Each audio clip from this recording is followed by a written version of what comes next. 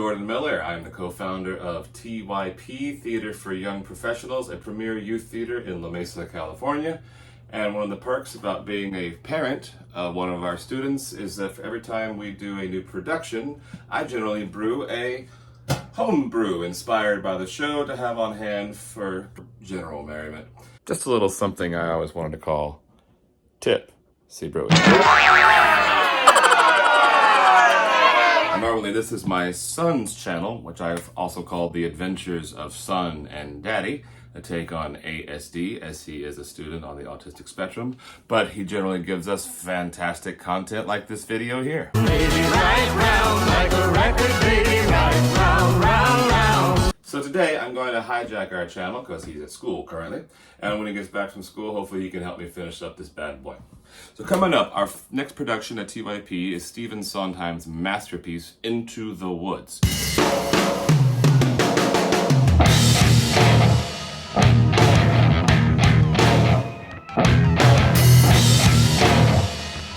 If you don't know the story of Into the Woods, it's kind of a mishmash of fairy tales. You've got Cinderella and her prince, you've got Jack and the Beanstalk, Little Red Riding Hood and the Wolf, as well as a story of a baker and his wife and the witch.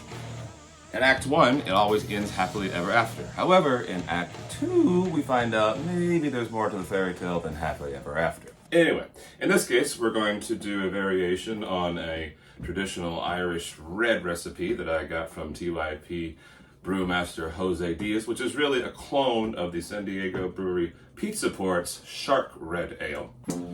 So we're going to take the recipe, which first off calls for 9 pounds of liquid malt extract, and these are the CBW Golden Light pure malt extract. And as these have a net weight of 3.3, instead of having 9 pounds, we'll obviously have 9.9 pounds, because, you know, math.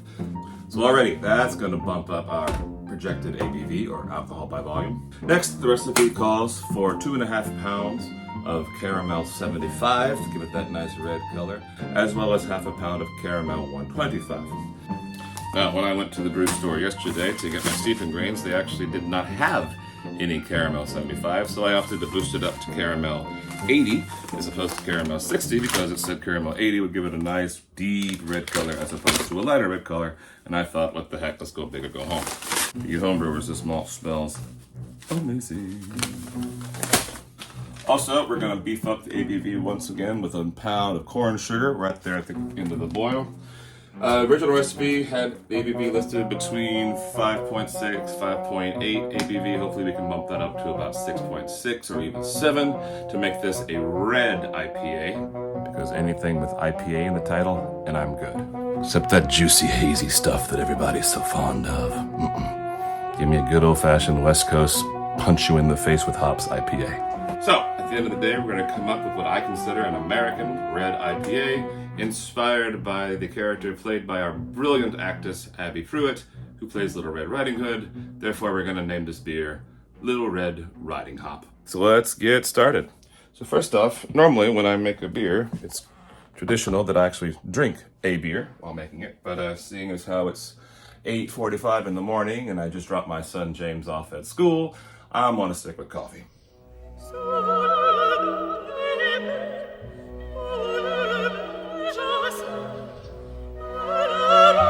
Just as good. So we got about 6 gallons of softened water, because my home filtration system, it has softened water. Makes it a lot easier, don't have to worry about doing the mineral properties too much. And of course, gave it a good scrub with unscented detergent. You always want to make sure you don't have any scented detergent, especially in your fermenters, which may be plastic, because it could potentially ruin the taste of the beer. And ruining the beer would just be agony, all the torture they teach. After that, we take our steeping bag, which of course has been cleaned and sanitized from the last batch of IPA that we made. That was quite delicious, by the way. And we add our milled grains. Alright, got it in our little baggie. I'm going to tie it on my also clean and sanitized brew spoon. For you Boy Scouts out there, I do indeed tie a clove hitch which keeps it from slipping, and I can then maintain how far it goes into the water.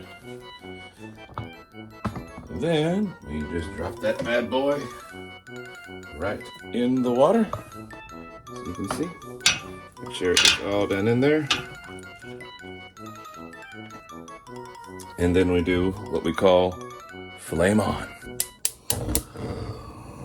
And so now at this point, I'm just gonna put a lid lightly on top of the kettle. Keep stuff from, like, in the air falling into the beer. Like, I have a dog, so naturally there's dog hair everywhere. And as much as I'm a fan of the hair of the dog, I don't want that in my beer.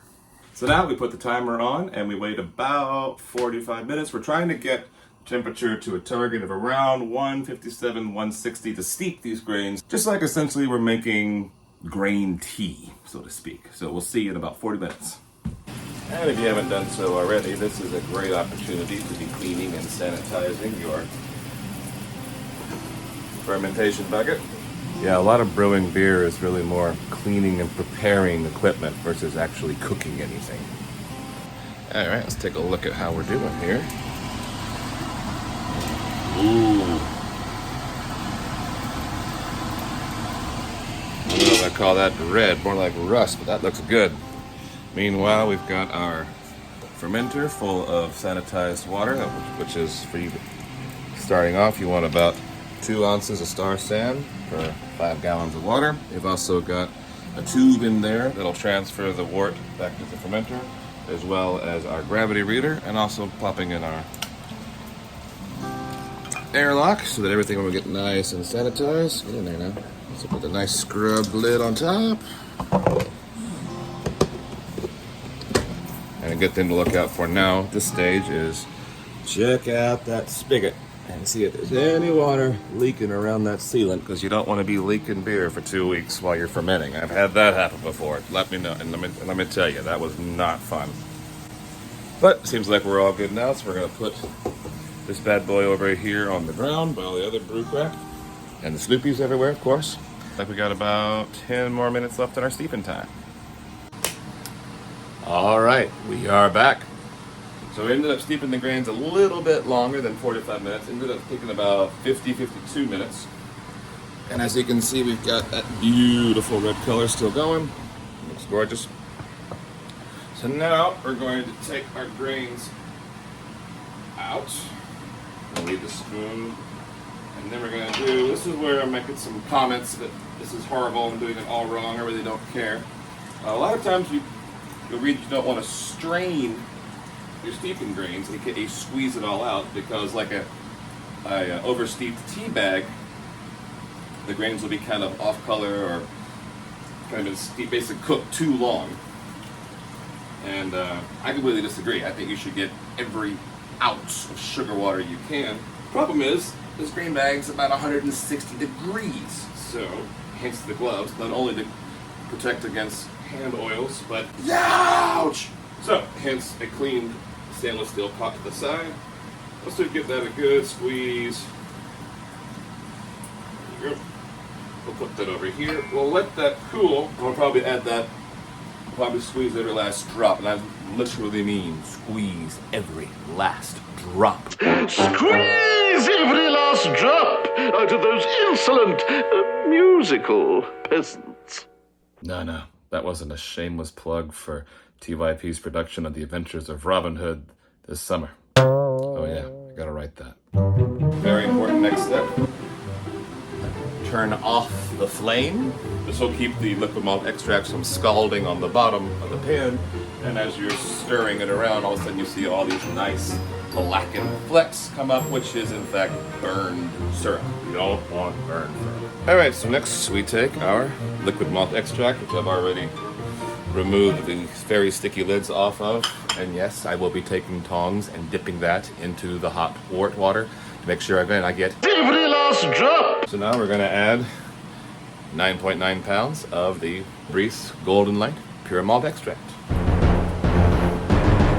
Consequently, if we were going to convert this into an all-grain recipe, this would probably be the equivalent of between 12 and 14 pounds of good old-fashioned American two-row pale ale.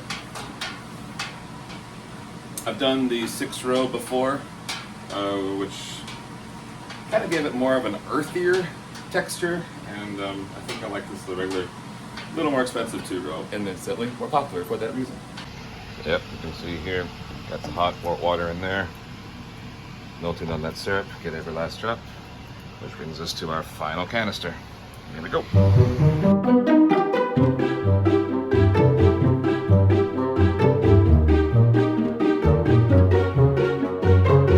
Getting close. For anyone getting started in home brewing, the sugars are where it's at. The yeast, during the fermentation process, the yeast, which are live bodies, will actually feast on the sugar, and they literally excrete what will be known as the alcohol, the booze. And that will also give it that carbonated look. We'll add a lot more CO2 to that, obviously. And the fun thing is you can add sugars pretty much any time in the process at all. You can add sugars in a secondary fermentation. You can add sugars at the beginning of the boil, middle of the boil, end of the boil. As you'll see, we're going to toss in the pound of corn sugar about 15 minutes towards the end. We can add honey, syrup. I've added Karo syrup before. Really doesn't really matter. Any kind of sugar is going to be what the yeast is after. There we go, getting close. Squeeze every last drop. Now we're going to squeeze off whatever we can from our lids. Ouch. Beer making is an art, and we must suffer for our art. Okay, I know I said squeeze every last drop, but this is getting ridiculous. I think it's time to move on. So now we're back, just going to make sure that's all good and stirred up together. Scoop a little bit. Don't see any black pieces. I did pick out a feather, which must have gotten into the liquid malt extract at the factory, so that was fun. So you always keep an eye on your beer. And now we're ready. Flame back on. We're currently sitting at about, looks like 155 degrees, cooling down. The syrup malt, liquid malt extract, cooled the wort about 10 degrees. So now we'll put our spoon off to the side. Come back to our trusty anti-dog hair lid. It is now 10:02. We are right on time. Should take about 40 minutes to get this to the quote-unquote hot break, which is when the first boil starts to happen and we can start adding our hops. As you can see, we are getting close. Every so often nice. Take the lid off and get this sucker a stir just to make sure nothing's getting stuck on the bottom. We're about 40 minutes in, so we're right on time. Looking for that hot break any minute now.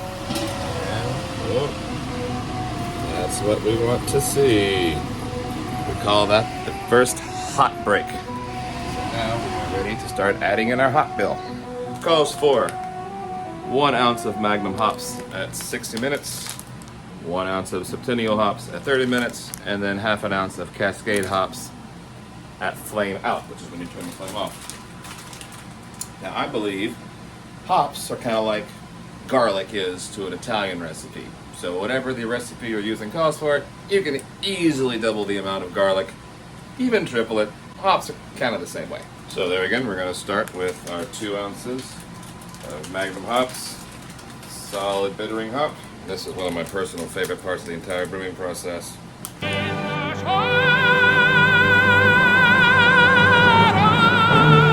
First hop smell. It can be a little dicey. The first time you're ever adding hops to your already rolling boil, you're going to get a lot of foam come up. So always make sure you got your trusty brew spoon heavy.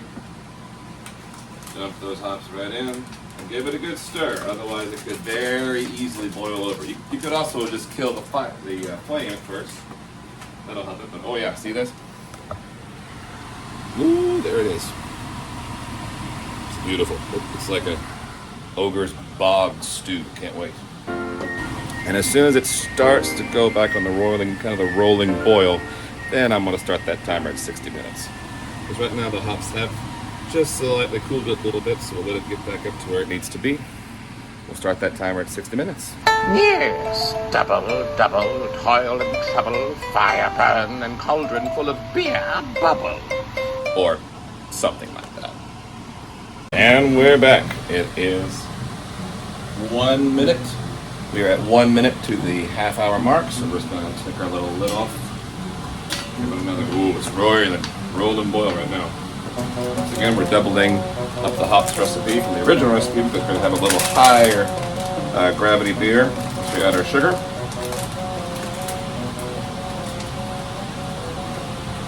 Boom. Right on time. So that's 2 ounces of the Centennial hops at 30 minutes. And that's going to be our bittering and flavoring hops. So while we're letting those hops do the work, fun facts about this particular brew kettle. So I learned how to brew beer the summer of 2016. I took a free demonstration from a homebrew store in El Cajon called All About Brewing. So I learned how to brew beer on this summer of 2016, and after the demonstration I was like,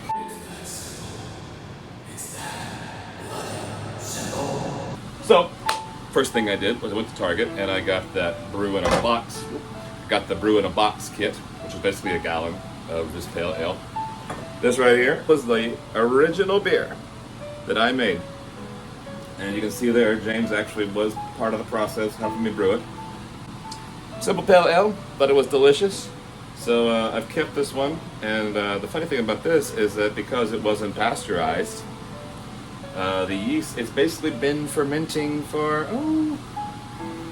getting close to 6 years now. And I did notice, I don't know if you can see, there appears to be things growing in the top there, which shouldn't have happened, unless it's just been 6 years and it's been sitting on the shelf. Obviously there's a ton of sediment on the bottom. So, when my boy Jamie turns 21, I'm saving this for him. We're gonna crack this open, take a sniff and go, oh my god, that's not even drinkable anymore.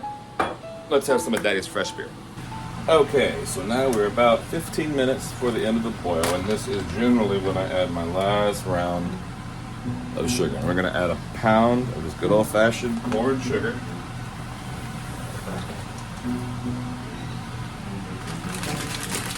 Just got to lower the temperature, so you probably need to go ahead and let this go in. I'm going to give it a good stir. We're going to wait until it starts boiling again before we put the timer back on. Alright, so as you can see, we got a little movement there going. That took about 10 minutes to get back up to even remotely of a rolling boil, which is about right. So now we're going to set the timer for 15 more minutes. Time to start the ice bath.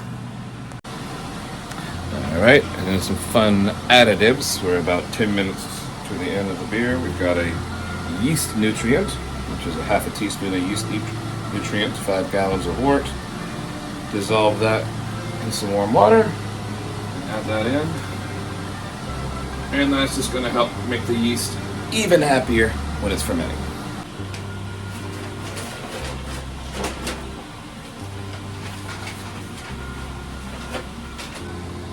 All right, final countdown.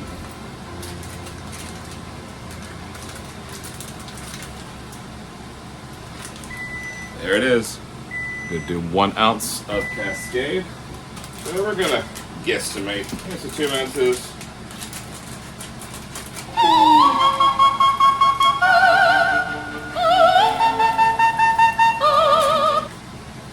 Oops. There.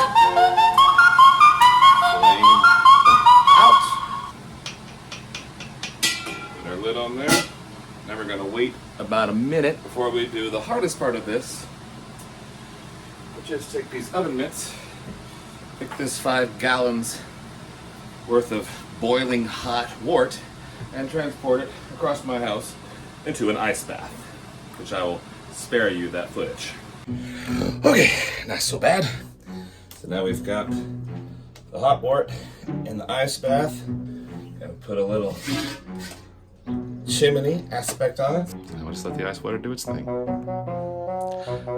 And we're back, and somebody's home from school, so we're gonna have some wonderful serenading in the background. Anyway, kettle's been in the water for about an hour and a half. Actually, no, about 2 hours total. So now we're perfectly at room temperature. We have emptied our sanitation water from our bucket into a keg that will be sanitized. We also have extra sanit water here with our scissors to cut our yeast off with, our airlock. Where's our airlock? There's our airlock. Somewhere in there is our stopper. Can't see for the bubbles. Oh, there it is. Stopper. And what we're going to use next, which is this sucker, which is a gravity reader to get our original gravity, aka how dense the wort is, how much sugar is in our wort, which will tell us the ultimate ABV. So let's get that going. Just a little bit of a sample. You want this to be as close to room temperature as you can to get an accurate reading. Ooh, look at that color. Already, that is a beautiful color. Back to the side, let it sit down. Drop it in. We're almost at where that other number would be, which is 10. Yeah, so we're looking at an original gravity of 1.075, a little bit above. Woohoo! So now here's where I add my super secret ingredient that I'm not going to tell you. What I'm going to do with that is just ever so lightly dust the bottom of my fermenter. Probably no more than a tablespoon. And what that does, it adds a little bit of salt to the beer. Not going to make it taste salty, but it will activate those glands on your tongue that when you drink it, be like, this is good. I want to drink some more of this. So, does it make the beer taste better? Yes. No. Yes.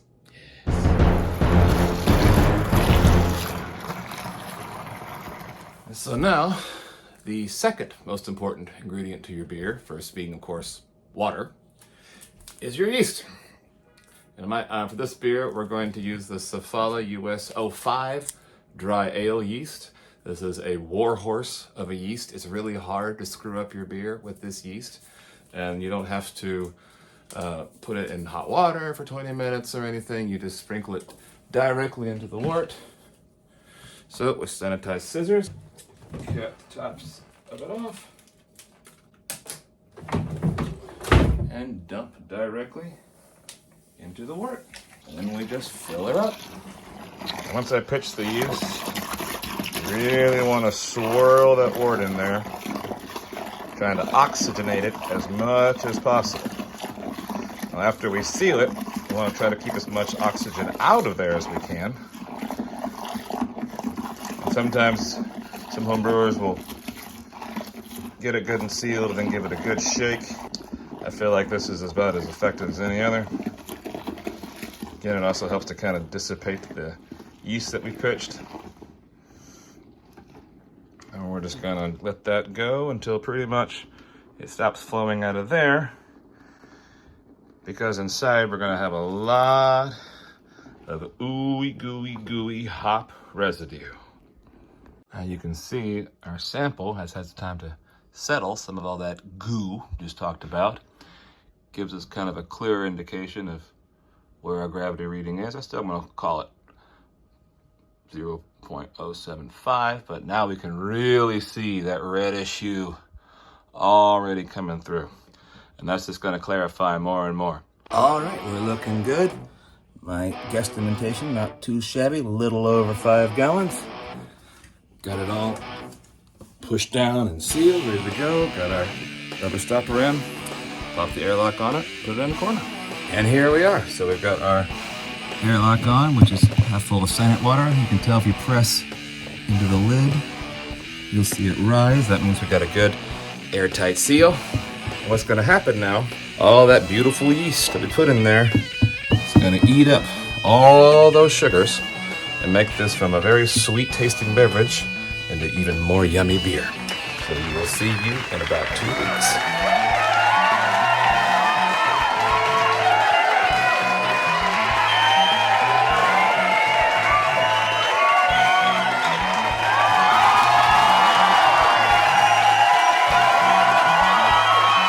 All right, well now it's evening time. Time for an actual beer. Yummy. Here is the said dog we were talking about, trying to keep the hair out of the beer. That's right. And of course, the author himself of The Adventures of Son and Daddy, James Miller. Say hi, James. Hello. If you liked the video today, please subscribe so you can see part 2 of Little Red Riding Hop. And of course, always stay tuned for James's content. James, what's your favorite video you made recently? Lots. Lots? I like the mountain music one. I like mountain music, but all mountain music. I like mountain music, but all mountain music. Anyway, again, thanks again. This is Jordan Miller for TYP and The Adventures of Son and Daddy. I like mountain music, but all mountain music.